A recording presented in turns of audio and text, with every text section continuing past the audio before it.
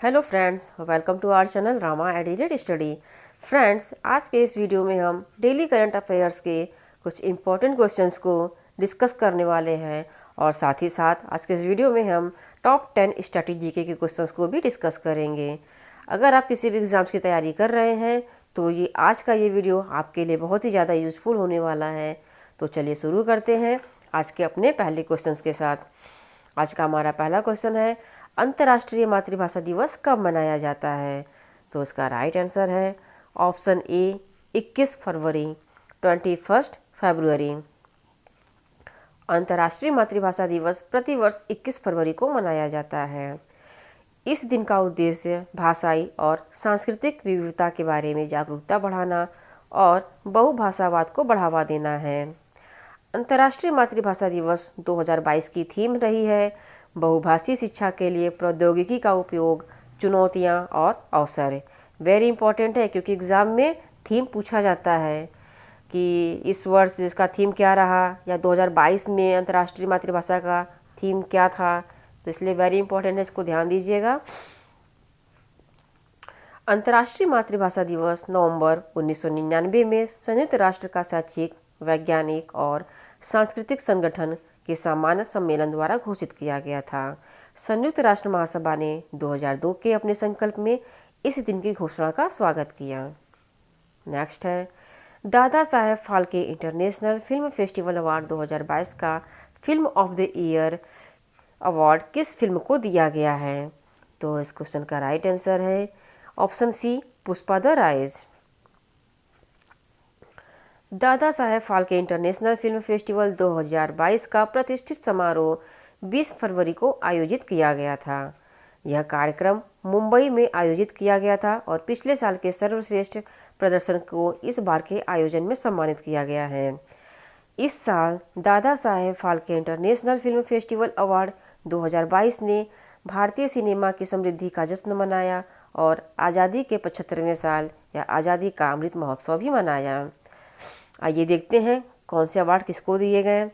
Film of the year award Pushpa the rise को दिया गया। सर्वश्रेष्ठ फिल्म पुरस्कार शेरशाह मूवी को दिया गया। सर्वश्रेष्ठ अभिनेता का पुरस्कार 83 मूवी के लिए रणवीर सिंह को दिया गया।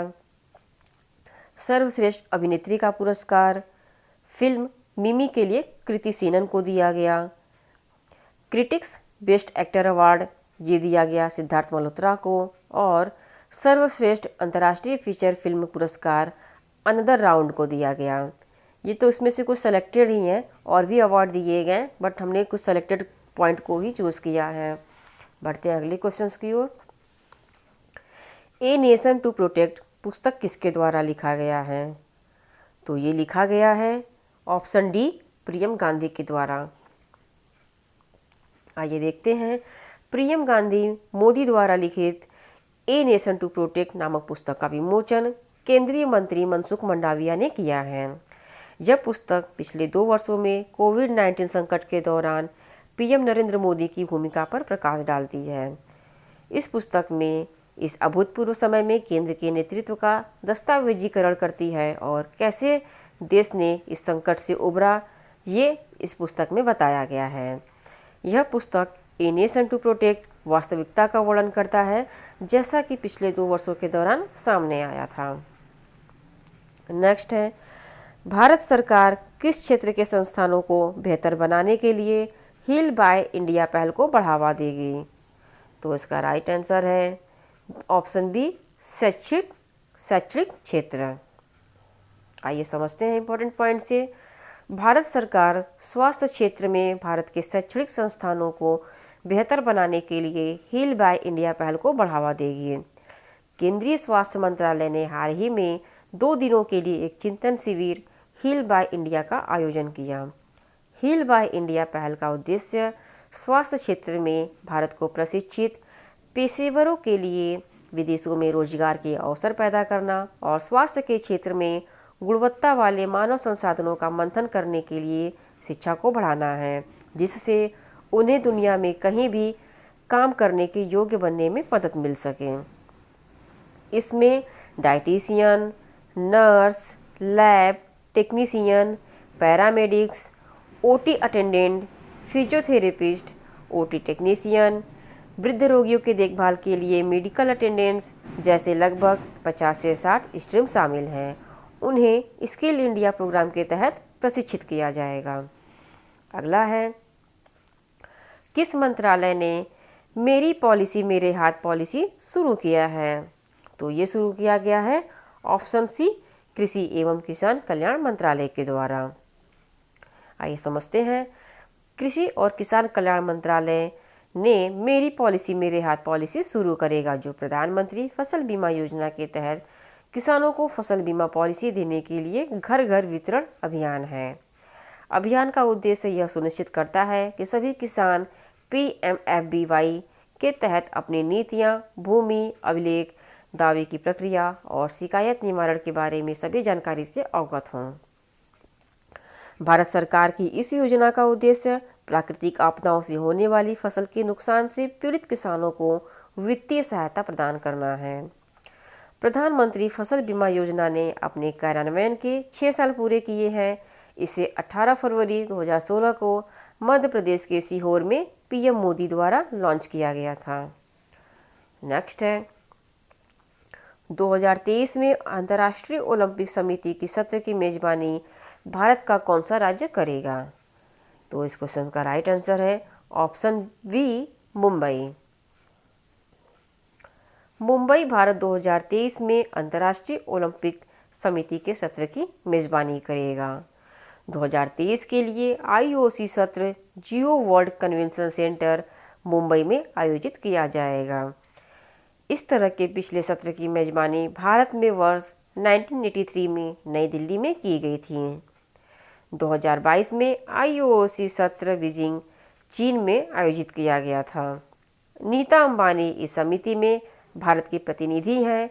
इस प्रक्रिया में भाग लेने वाले प्रतिनिधियों से मुंबई को अपनी बोली के पक्ष में ऐतिहासिक 99% वोट मिले हैं, जिसमें 75 सदस्यों ने बीजिंग में आयोजित सत्र में अपनी उम्मीदवारी का समर्थन किया। आइए जानते हैं अंतर्राष्ट्रीय ओलंपिक समिति का सत्र क्या है। IOC सत्र 101 मतदान सदस्यों और 45 मानद सदस्यों की वार्षिक बैठक है, जहां वे ओलंपिक चार्टर में संशोधन, IOC सदस्य और पदाधिकारियों के चुनाव आदि पर निर्णय लेने के लिए एक साथ आते हैं। नेक्स्ट है, हुरून इंडिया वेल्थ रिपोर्ट के अनुसार भारत में करोड़पति परिवारों में कितने प्रतिशत वृद्धि हुई है? तो इसका राइट आंसर है option C, 11%, 11%। Hurun India wealth report 2021 के अनुसार भारत में डॉलर करोड़पति परिवारों की संख्या 2020 की तुलना में 2021 में 11% बढ़कर 4,58,000 घरों में पहुंच गई है। कम से कम इंडियन 7 करोड़ की कुल संपत्ति वाले परिवार को डॉलर करोड़पति कहा जाता है। रिपोर्ट में अनुमान लगाया गया है कि देश में डॉलर करोड़पति परिवारों की संख्या अगले 5 वर्षों में 30% बढ़कर 2026 में 6 लाख घरों तक पहुंच जाएगी। सबसे अधिक करोड़पति वाले शहरों की सूची में मुंबई है और मुंबई में 20,300 करोड़पति परिवारों के साथ सबसे ज़्यादा है। मुंबई सबसे ऊपर की सूची में है। दूसरा है दिल्ली। दिल्ली में 17,400 डॉलर करोड़पति परिवार हैं और तीसरा कोलकाता है। कोलकाता में 10,500 करोड़पति परिवार हैं। यह रिपोर्ट 350 भारतीय करोड़पति पर किए गए सर्वेक्षण पर आधारित है। नेक्स्ट है, भारत सरकार विश्व बैंक ने रिवार्ड परियोजना के कार्यान्वयन के लिए कितने मिलियन डॉलर के ऋण समझौते पर हस्ताक्षर किए हैं? तो इसका राइट आंसर है option C, 115 million dollar. Bharat सरकार, कर्नाटक और उड़ीसा की राज्य सरकारें तथा विश्व बैंक ने 115 मिलियन डॉलर के rejuvenating watershed for agricultural resilience through innovative development कार्यक्रम पर हस्ताक्षर किए हैं। यह कार्यक्रम राष्ट्रीय और राज्य संस्थानों को जलवायु परिवर्तन के प्रति किसानों के लचीलापन बढ़ाने, उत्पादकता और बेहतर आय को बढ़ावा देने में मदद करने के लिए बेहतर वाटरशेड प्रबंधन प्रथाओं को अपनाने में मदद करेगा। इस ऋण की शर्तें हैं। ऋण विश्व बैंक के पुनर्निर्माण और विकास के अंतर्राष्ट्रीय बैंक द्वारा प्रदान किया गया है और इसकी परिपक्वता अवधि 15 वर्ष है, जिसमें 4.5 वर्ष की छूट अवधि भी शामिल है। आइए शॉर्ट में विश्व बैंक को जान लेते हैं। विश्व बैंक का मुख्यालय वाशिंगटन डीसी, संयुक्त राज्य अमेरिका में है। विश्व बैंक का गठन जुलाई 1944 में हुआ था और विश्व बैंक के अध्यक्ष डेविड मालपास हैं। नेक्स्ट है, किस देश ने माली से सैन्य वापसी की घोषणा की है? तो इसका राइट आंसर है ऑप्शन सी, फ्रांस। फ्रांस ने घोषणा की है। फ्रांस ने माली से सैन्य वापसी की घोषणा की है। यह घोषणा फ्रांस के राष्ट्रपति इमैनुअल मैक्रोन ने की है। फ्रांस और उसके यूरोपीय सहयोगी 9 साल से अधिक समय तक जिहादी विद्रोह से लड़ने के बाद माली से सैन्य वापसी शुरू करेंगे। फ्रांस में पहली बार 2013 में समाजवादी राष्ट्रपति फ्रैंकोइस होलांदे के नेतृत्व में माली में जिहादियों के खिलाफ सैनिकों को तैनात किया गया था। यह फैसला देश में सत्ताधारी जुटा सरकार के साथ फ्रांस के संबंधों के टूटने के कारण लिया गया है। माली बमाको की राजधानी है। माली की मुद्रा CFA फ्रैंक है। और आज के करंट अफेयर्स का last question, A history of Sriniketan Rabindranath Tagore की pioneering work in rural construction नामक पुस्तक का विमोचन किसने किया है? तो इसका राइट आंसर है option C, Huma Das Gupta. A history of Sriniketan Rabindranath Tagore की pioneering work in rural construction नामक पुस्तक का विमोचन उमा दास गुप्ता द्वारा किया गया है और यह नियोगी बुक्स पेपर मिसाइल के तहत प्रकाशित हुई है। इस पुस्तक में नोबेल पुरस्कार विजेता रविंद्रनाथ टैगोर की ग्राम पुनर्निर्माण के काम में श्रीनिकेतन की स्थापना की गई है, जो 1922 में शांति निकेतन में उनके विश्व भारती अंतर्राष्ट्रीय विश्वविद्यालय का एक विंग है, जिसे एक विश्वविद्यालय शहर के रूप में भी जाना जाता है और यह पश्चिम बंगाल में है। आइए बढ़ते हैं अपने टॉप 10 स्ट्रेटेजी के क्वेश्चंस की ओर। आज का पहला स्ट्रेटेजी के क्वेश्चन है, भगवान बुद्ध को ज्ञान की प्राप्ति कहाँ हुई थी? तो भगवान बुद्ध को ज्ञान की प्राप्ति बोध गया में हुई थी। नेक्स्ट है, आर्य समाज की स्थापना किसने की थी? तो आर्य समाज की स्थापना स्वामी दयानंद सरस्वती ने की थी। नेक्स्ट, पंजाबी भाषा की लिपि कौन सी है? तो पंजाबी भाषा की लिपि गुरुमुखी है। नेक्स्ट है, भारत की मुख्य भूमि का दक्षिणतम किनारा कौन सा है? तो ये है कन्याकुमारी। बढ़ते हैं अगले क्वेश्चन की ओर। भारत में सबसे पहले सूर्य किस राज्य में निकलता है? तो ये अरुणाचल प्रदेश में निकलता है। नेक्स्ट है, इंसुलिन का प्रयोग किस बीमारी के उपचार में होता है? तो इंसुलिन का उपयोग मधुमेह की बीमारी के उपचार में होता है। नेक्स्ट है, बिहू किस राज्य का प्रसिद्ध त्यौहार है? तो बिहू असम राज्य का प्रसिद्ध त्यौहार है। नेक्स्ट है, कौन सा विटामिन आंवले में प्रचुर मात्रा में मिलता है? तो विटामिन सी आंवले में प्रचुर मात्रा में मिलता है। नेक्स्ट है, भारत का प्रथम गवर्नर जनरल कौन था? तो ये थे लॉर्ड विलियम बेंटिंग। नेक्स्ट है, कागज़ का आविष्कार किस देश में हुआ था? तो कागज़ का आविष्कार चीन में हुआ था।